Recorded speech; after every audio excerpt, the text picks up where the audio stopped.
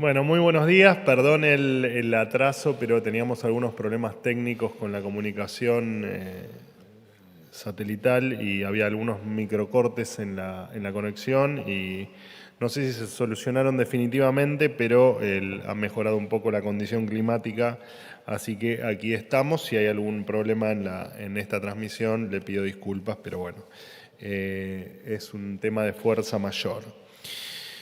Ayer hablábamos de los primeros 100 días de gobierno y lo cierto es que nos llama la atención, nos sigue llamando la atención que en los últimos días un sector que evidentemente no están de acuerdo con lo que estamos haciendo, quieren instalar rumores que van desde peleas internas, renuncias en el gobierno. Y lo cierto es que, más allá de que me encargo cada vez que ustedes me lo plantean o cada vez que ocurre alguno de estos rumores de yo desmentirlo, pero lo cierto es que la realidad es otra. No me refiero solo a la supuesta interna entre el presidente y la vicepresidente, perdón, pero me refiero a otro montón de cosas, pero lo cierto es que Argentina, la realidad del país es que van 2 meses consecutivos de superávit comercial, 2 meses consecutivos de superávit financiero, se ha hecho una reducción del gasto público histórica, recortando 5 puntos de producto solo en los gastos del Tesoro. En noviembre, estos mismos que hoy inventan rumores de todo tipo presagiaban un tipo de cambio en los 2.000 pesos, incluso muchos presagiaban un tipo de cambio mucho más elevado, algún delirante había dicho el tipo de cambio en los 10.000 pesos también. Hoy la Argentina, los dólares financieros giran en torno a los 1.000 pesos. La brecha entre el oficial y los dólares financieros, cuando asumimos era del 200%, hoy es del 20%. La reducción del gasto primario del Estado en términos reales fue de un 40%. El Banco Central compró más de 9.000 millones de dólares desde el 10 de diciembre y además el propio Banco Central ha logrado escapar de un default de cerca de 42.000 millones de dólares con los importadores, que por supuesto había frenado, no solo que había frenado las importaciones, sino que además estaba frenando también el resto de la economía, porque claramente necesitamos insumos y el resto de productos importados para que la economía funcione. Además, subieron 17% los depósitos en dólares y ha bajado la inflación, la expectativa de inflación hacia adelante. Por lo tanto, hay confianza en la sostenibilidad del plan económico y del camino que estamos atravesando. Ya lo he dicho infinidad de veces, además evitamos una hiperinflación que, más allá del dato numérico, esto significa, una hiperinflación significa una pobreza cercana al 90% probablemente, y hubiese sido una catástrofe mayúscula para la ya problemática argentina que estamos atravesando. Mientras que algunos hasta aquí solo se dedican a tejer conspiraciones, la realidad marca otra cosa. Y mientras que algunos persiguen sus propios intereses, este gobierno defiende el interés de cada uno de los argentinos, siempre recordando que lo que se prometió en campaña se va a cumplir y que no nos vamos a correr, ni el presidente de la Nación, ni ningún otro funcionario del gabinete del norte que tenemos que sacar la Argentina adelante. Hace algunas semanas habíamos anunciado la llegada de Starlink a la Argentina. Hoy podemos confirmar que la empresa satelital del prestigioso empresario Elon Musk, que todos conocen, ya se comercializa en nuestro país a través de diferentes plataformas. Y esto, que puede resultar un anuncio vago, es sumamente importante, ya que hay muchas zonas de Argentina, que por cuestiones geográficas claramente no tienen el acceso a Internet que necesitan o que deben tener.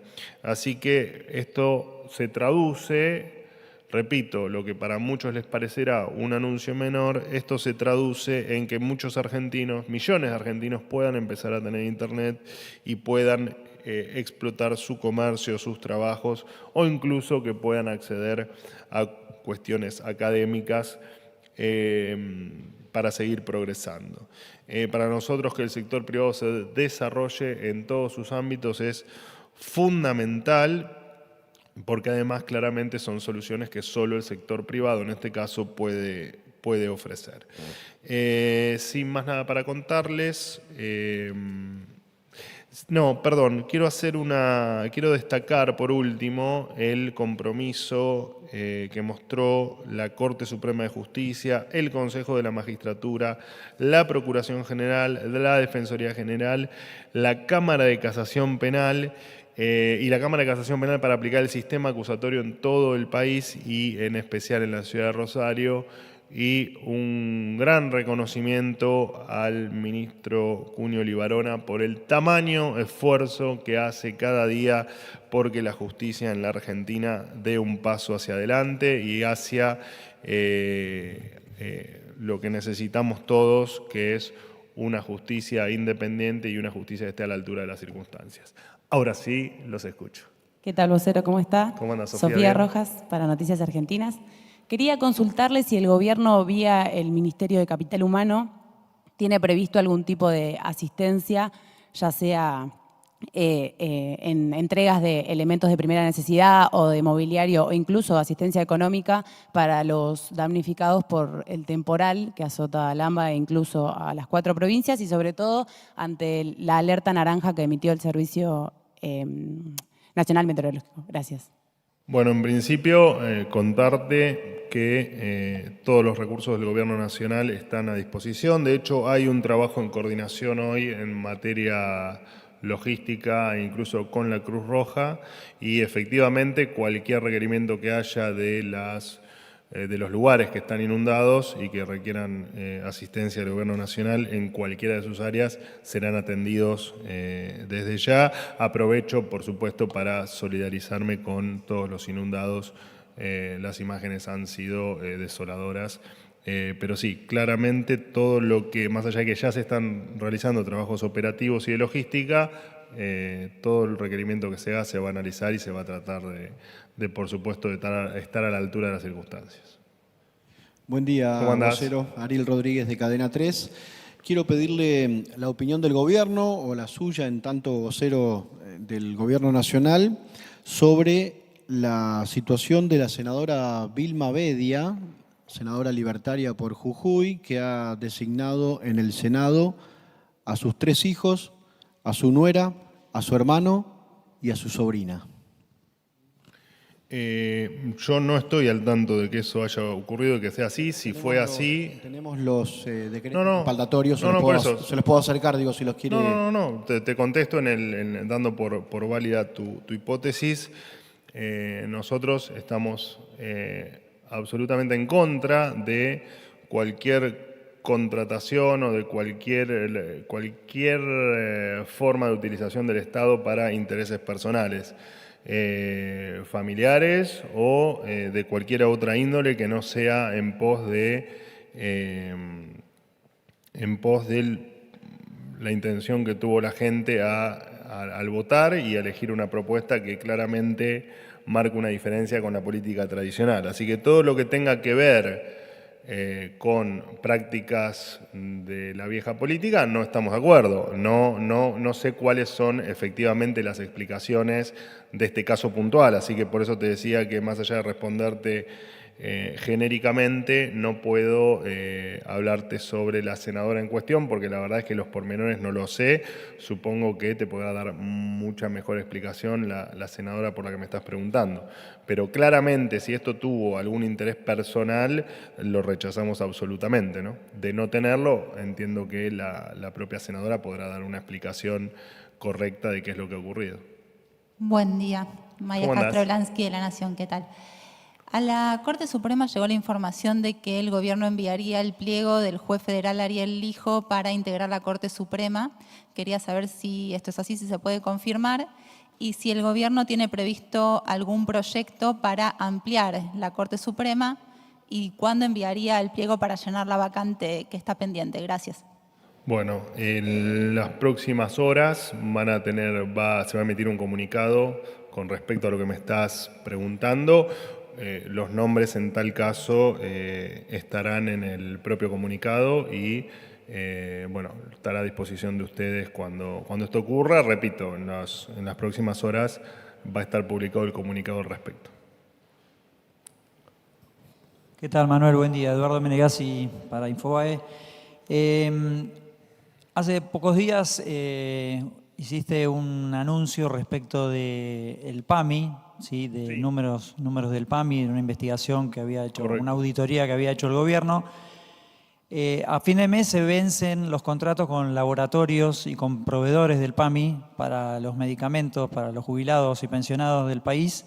¿Qué va a hacer el gobierno al respecto y qué tiene para contestarle a las expresiones o a las publicaciones que hizo Luana Walnovich, la ex titular del PAMI, donde muestra que hubo superávit en ese organismo y que todos los balances fueron presentados ante la Auditoría General de la Nación? Gracias.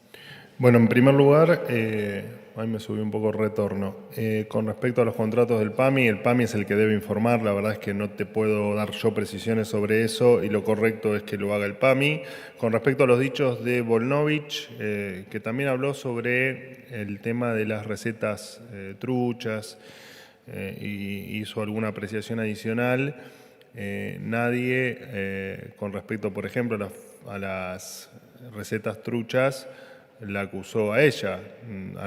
Muy por el contrario, lo que uno refirió es a que muchos se aprovechaban de ese mecanismo de poca seguridad para asignar medicamentos a gente que no le correspondía y que le quitaban a una persona que sí le correspondía o que sí lo necesitaba la posibilidad de tenerlo. Jamás hablé de ella en lo particular.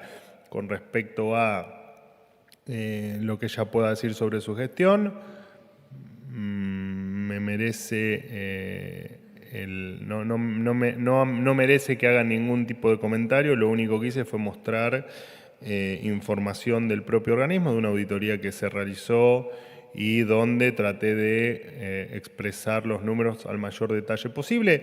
Si ella está interesada en tener algún detalle adicional o si tiene alguna duda de cómo se conformó ese número, entiendo que puede hacer el pedido al propio organismo que ella dirigió y le podrán dar detalles adicionales. De todas maneras, los números son bastante claros, bastante elocuentes y no entiendo cuál es la molestia de que hagamos la descripción de la situación del PAMI. De todas maneras, tampoco es para que se lo tome de manera personal, ¿no? Porque el desastre en la Argentina no está solo en el PAMI, sino en punta a punta en toda la estructura del Estado. Así que es algo general y no particular. Última pregunta. Vocero, buenos días. Nicolás Gallardo de CNN Radio. Le quiero preguntar por lo que están planteando gremios estatales. Aseguran que el gobierno a finales de mes va a no renovarle el contrato a alrededor de 70.000 trabajadores. En realidad, ellos puntualizan que serían al menos 20.000, cerca de un 30% de esa planta que podría ser renovada o no.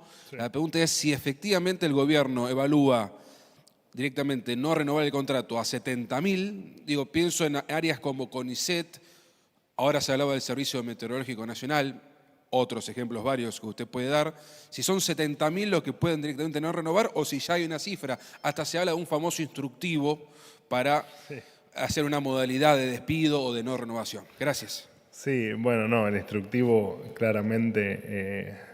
No sé quién fue el autor de ese instructivo, claramente no responde a ningún funcionario del gobierno. Con respecto a los despidos es llamativo, ¿no? Porque yo todavía no tengo el listado de bajas de mi propia área. No entiendo cómo efectivamente el sindicato logró tener el listado completo de todas las áreas, ¿no? Cuando todavía no tengo definido el de mi área. Así que es extraño. De todas maneras, digamos, suponiendo que que efectivamente el sindicato tenga el número correcto y que se haya tomado el trabajo de revisar los cientos de miles de empleados y llegado a la conclusión de quién iba a darse de baja y quién no, suponiendo que tengan ese don y que el número sea correcto, nadie que esté trabajando y nadie que efectivamente sea útil al Estado, o sea, que le sea útil a la gente, se le va a dar de baja el contrato. Así que no debe haber... no le den el micrófono, lo voy a dejar con las ganas hoy. Así que no veo por qué tenga que haber preocupación, digamos, lo dije yo creo que el mismo 11 de diciembre en la primera conferencia. Digo, nadie que trabaje se va a quedar sin trabajo. Nosotros estamos en contra del empleo militante, que le hizo y le hace mucho daño a la Argentina. Le hace mucho daño al empleado que efectivamente trabaja y que cada día de su vida se levanta para darlo todo en cada una de las áreas del Estado, a quien se lo ha muchas veces ninguneado y maltratado. Nosotros estamos a favor de ellos, no en contra de los otros. Quien no trabaja, quien tiene un empleo por haber sido militante o que esté en algún lugar donde no preste funciones, se lo va a desvincular y es el trabajo que se está haciendo de una manera muy puntillosa, muy quirúrgica, para que, por supuesto, nadie que tenga que seguir en su puesto quede apartado. Así que no veo cuál es la preocupación y tampoco veo cuál es digamos, no hay nada malo en que el contribuyente deje de pagar por empleo militante, por empleo que es improductivo, por empleo que no es empleo, ¿no? Que es simplemente venir a ocupar un espacio para llevarse a fin de mes una retribución que no le corresponde. Es simplemente eso, hacer una... Te vas a quedar con las ganas, te lo puedo asegurar. Dale el micrófono. Para que quede claro, digo, sean 20.000, 5.000, 10.000. O sean 180 millones de personas, no importa. Nadie que efectivamente esté trabajando y que le dé un valor agregado al Estado. Pero efectivamente va a haber. Efectivamente va a haber bajas, no sé cuántas. No la sé. Van a ser miles. Y es probable, no lo sé. Cuando esté el número definitivo lo vamos a dar. Siempre fuiste muy ansioso. El tema que tenemos que trabajar mucho. Sí, seguro que sí. Antes yo no escuchaba a la portavoza anterior, así que no te lo puedo decir. ¿Alguna pregunta más? ¿Alguien quiere preguntar algo más? ¿Querés preguntar, Fabián? Está lluvioso hoy y tengo ganas de quedarme. No, tengo mucho frío acá por eso. ¿Tenés frío? Che, ¿le prenden en la caldera, Fabián? No, bajen el aire. ¿Qué pasa? ¿No te sacaste el piloto? ¿Cómo? ¿No te sacaste el piloto? Tengo frío. Bueno, está bien. ¿Qué va a hacer? Te escucho. Bueno, ¿para qué busco? Porque lo había anotado por aquí. Si me das un segundito, ya te lo hago. Pero en primer lugar, consultarte porque hay una coincidencia en el discurso del presidente Javier Milei con lo que decía la dictadura militar. Esto lo dijo el diputado Itaí Hackman en cuanto a lo que pudo salvar de inflación. Martínez de Oz dijo que había salvado un 15.000% y Milei dijo que había salvado un 17.000%. Y en segundo lugar, consultarte sobre estos 2 meses de superávit fiscal y financiero que ustedes toman como un logro. Según el informe del CEPA, se debió al no pagar las jubilaciones un 35,4%, te nombro los más importantes, y también a gastos de capital el 23,7%, subsidios económicos que no se entregaron el 12,2%. Si efectivamente esta falta de entrega de estos dineros justifica, digamos, estar contentos por haber alcanzado el déficit cero. Sí, para nosotros es un éxito haber alcanzado el déficit cero.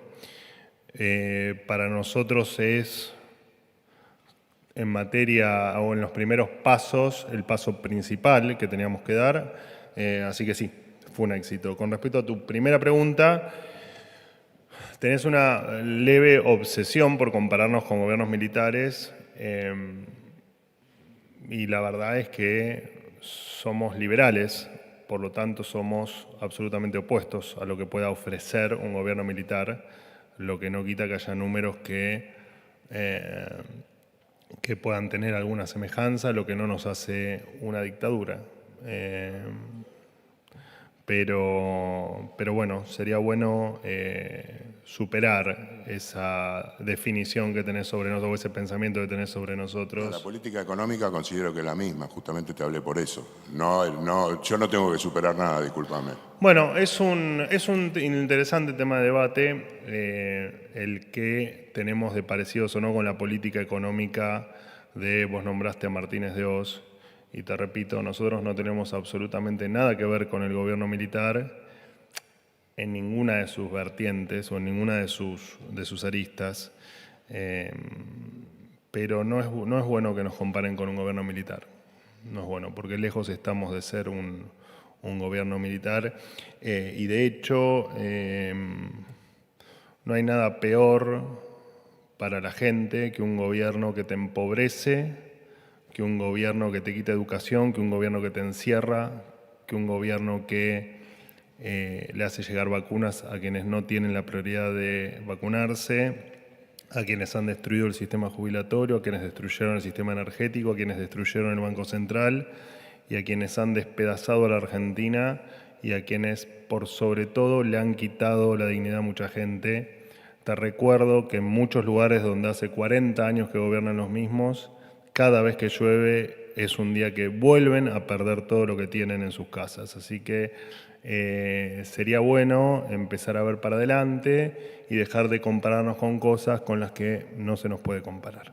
Gracias.